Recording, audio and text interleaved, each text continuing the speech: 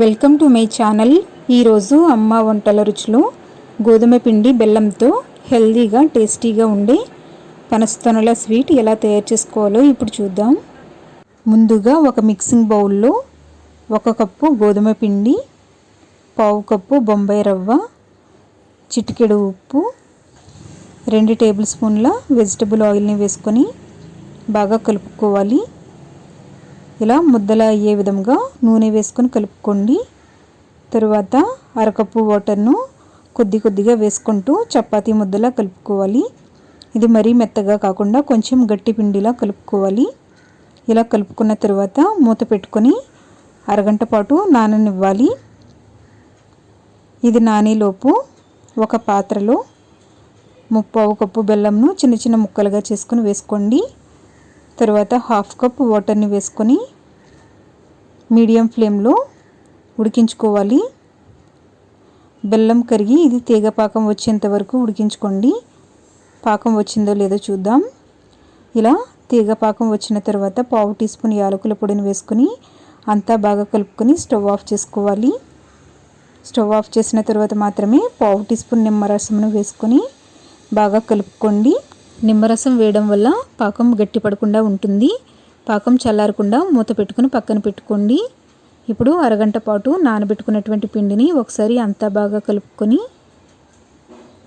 పెద్ద నిమ్మకాయ సైజ్ అంతా ఉండలు వచ్చే విధంగా అన్నీ ఒకే సైజులో కట్ చేసుకోవాలి. ఇలా కట్ చేసుకొని అన్ని ఉండలను తయారు చేసుకొని పక్కన పెట్టుకున్న తర్వాత కొద్దిగా పొడి పిండిని చల్లుకొని కొంచెం పొడవుగా వచ్చే విధంగా చపాతీని ఒత్తుకోవాలి.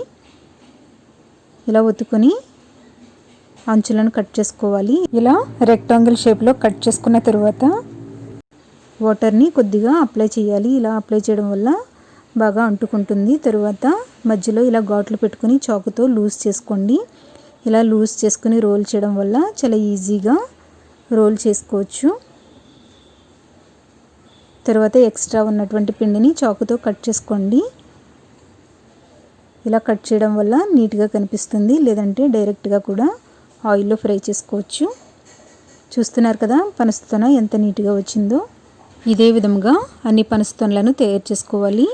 మీరు మధ్యలో ఘాట్లు పెట్టుకునేటప్పుడు మరీ చివరి వరకు ఘాట్లు పెట్టుకోకుండా కొంచెం జాగ్రత్తగా కట్ చేసుకోండి, లేదంటే విడిపోతాయి. ఇలా అన్నీ తయారు చేసుకున్న తర్వాత స్టవ్ మీద డీప్ ఫ్రైకి సరిపడినంత ఆయిల్ పెట్టుకుని వేడి చేసుకోవాలి. ఆయిల్ వేడైన తర్వాత తయారు చేసుకున్నటువంటి పనస్తొనలను మూకుడులో ఎన్నైతే పడతాయో అన్నీ వేసుకొని మీడియం ఫ్లేమ్లో 2 వైపులకు తిప్పుకుంటూ ఇలా లైట్ గోల్డెన్ కలర్ వచ్చేంత వరకు వేయించుకుని ఒక ప్లేట్లోకి తీసుకోండి. ఇదే విధంగా అన్ని పనస్తొనలను వేయించుకోవాలి. తరువాత ముందుగా పాకం పట్టి ఉంచుకున్నటువంటి పాకంలో ఈ పనస్తొనలను వేసుకొని ఇలా 2 వైపులకు తిప్పుకుంటూ 1 నిమిషం పాటు పాకం పట్టనివ్వండి.